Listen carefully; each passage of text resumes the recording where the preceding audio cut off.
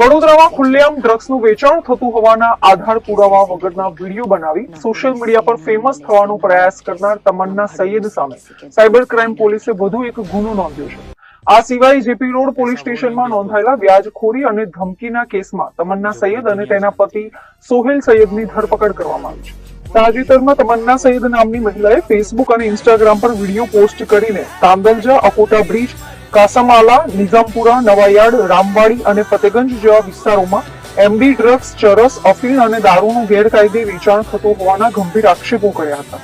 વડોદરા એસઓજીની ટીમોએ પંચોને સાથે રાખીને વિડીયોમાં દર્શાવેલા તમામ સ્થળો પર તપાસ હાથ ધરી હતી, પરંતુ કોઈપણ જગ્યાએથી નશાકારક પદાર્થોનું વેચાણ થતું હોવાના પુરાવા મળ્યા નહોતા. જ્યારે પોલીસે તમન્ના પાસે આધાર પુરાવા માંગ્યા ત્યારે તેણે સહકાર આપ્યો હતો. હવે તમન્ના સૈયદના હુક્કા, સિગરેટ પીતા અને 500ની નોટોના બંડલો સાથેના વિડીયો વાયરલ થતા સાયબર ક્રાઇમે ઊંડાણપૂર્વક તપાસ શરૂ કરી છે. અત્રે ઉલ્લેખનીય છે કે પોલીસે આરોપી દંપતીને કોર્ટમાં રજૂ કરી 7 દિવસના રિમાન્ડ મેળવ્યા છે.